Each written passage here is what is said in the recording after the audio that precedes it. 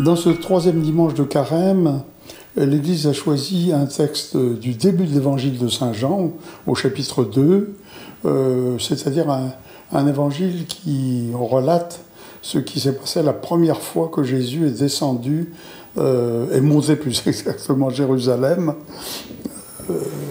pour la première Pâque, si vous voulez, des 3 années de son d'évangélisation. La 4e étant celle de sa passion.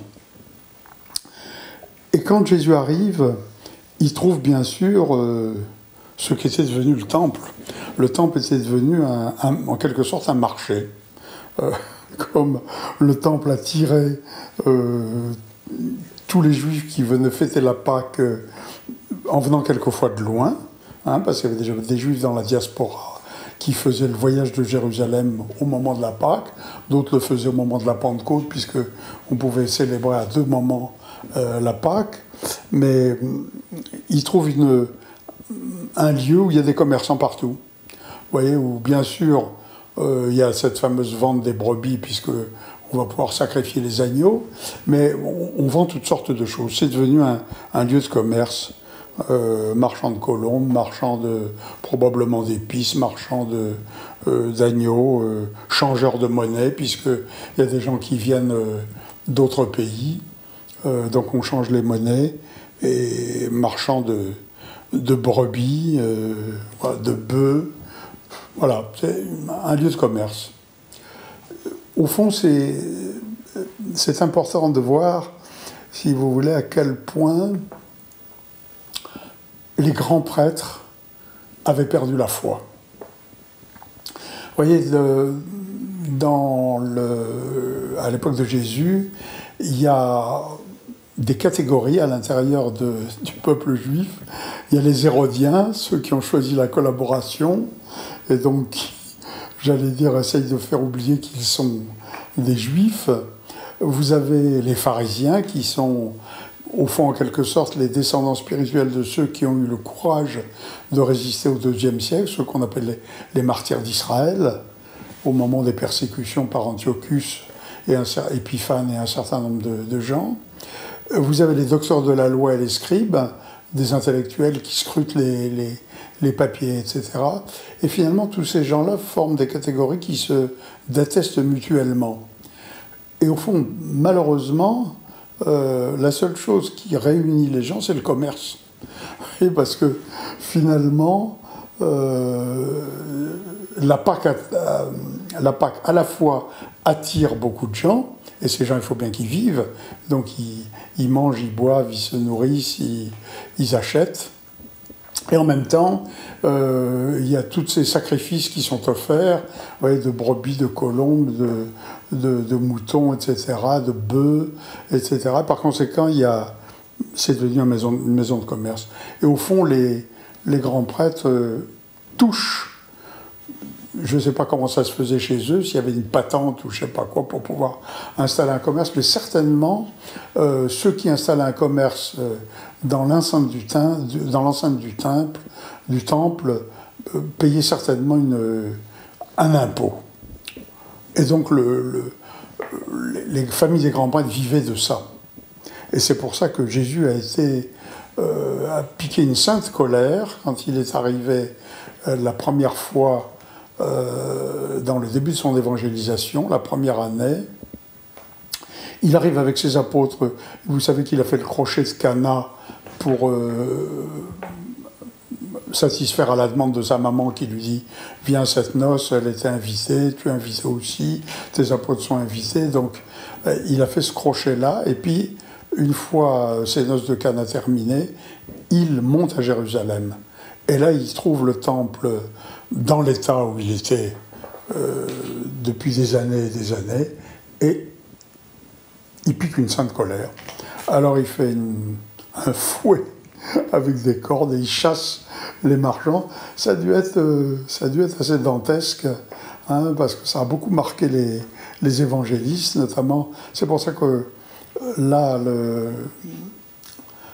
l'Église a choisi l'évangile de Saint Jean, parce que pour que Saint Jean, qui n'est pas contrairement à Matthieu, celui qui suit toute la vie de Jésus, j'allais dire événement par événement jusqu'à sa mort, Jean a choisi que quelques événements particuliers, et s'il a choisi cet événement particulier, c'est véritablement que c'est quelque chose qui a dû d'abord lui le frapper énormément, parce que malgré tout les gens du temple, c'était les gens du temple, quoi. Ils avaient une aura, les familles des grands prêtres, c'était une espèce d'aristocratie religieuse, hein, et qu'on puisse, j'allais dire, s'attaquer à leur fief de cette manière-là, c'est vraiment osé, hein, dans la culture de l'époque. Eh bien, Jésus l'a fait. Jésus a, d'une certaine manière, montré d'ailleurs dans ce domaine-là sa toute-puissance. Il a montré à quel point, j'allais dire, la sainteté du temple était quelque chose d'important. Vous voyez, Jésus n'a jamais voulu qu'il y ait une rupture entre l'ancienne alliance et la nouvelle alliance, mais au contraire un passage harmonieux de l'ancienne alliance à la nouvelle alliance. Or, il y avait des gens qui avaient, j'allais dire, sali l'ancienne alliance. Et c'est ça qu'il a voulu purifier.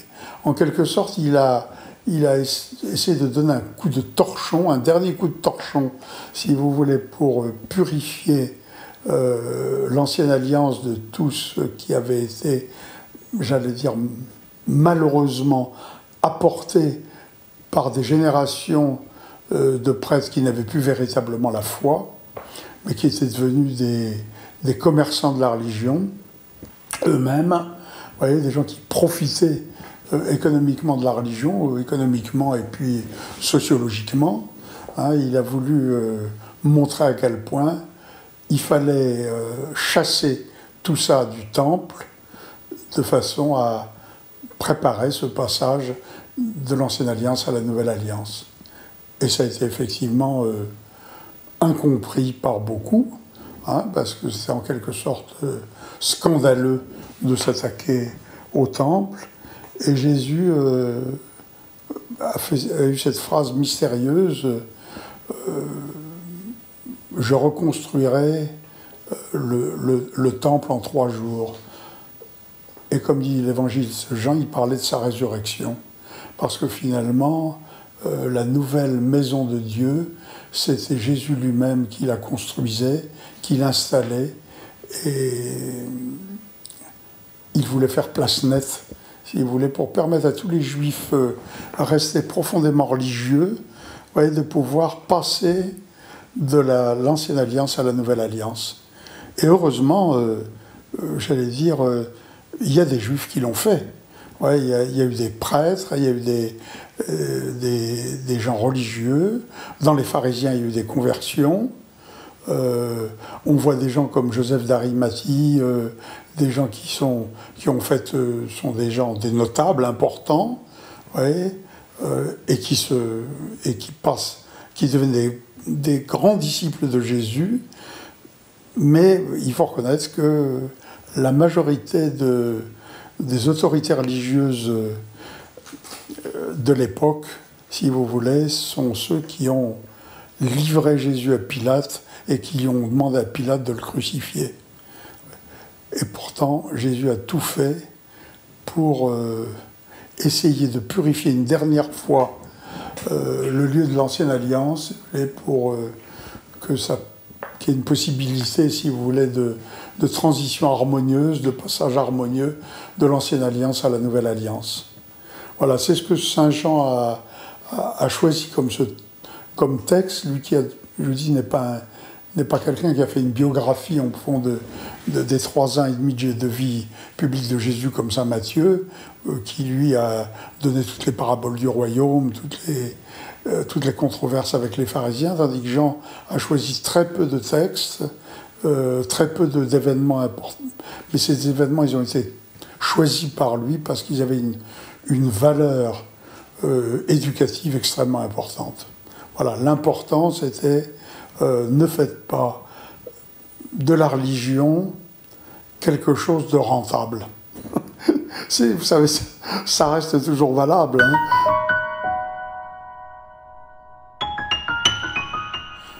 Voilà, il y a véritablement une particularité, si vous voulez, dans la manière dont Valtorta, sous l'influence du Christ, a pu raconter cet épisode, c'est que véritablement, la tentation d'un certain nombre de commerçants, si vous voulez, c'est de traiter plus bas que terre des gens qui ont peiné pour réunir dans leurs petites économies tout ce qu'ils pouvaient pour sacrifier véritablement une bête et rendre hommage au Seigneur. Ils les traitent véritablement comme rien, et ils se prosternent devant les riches parce qu'ils se disent ils vont nous acheter des bêtes et on va même peut-être faire monter les prix de façon à en tirer le maximum. Et ça confirme, si vous voulez, que tout ce que le Christ nous dit sur les pauvres, finalement, les pauvres, comme disait Saint Vincent de Paul, ce sont nos maîtres. Vous voyez, nous faisons nos petites choses pour les pauvres, hein, et c'est eux qui, au fond, nous font la grâce d'être des images, des icônes du Christ, pour que nous puissions les servir comme s'ils étaient le Christ. Donc la grandeur des pauvres, si vous voulez, c'est une des gloires de l'Église. www.associationmariavaltorta.fr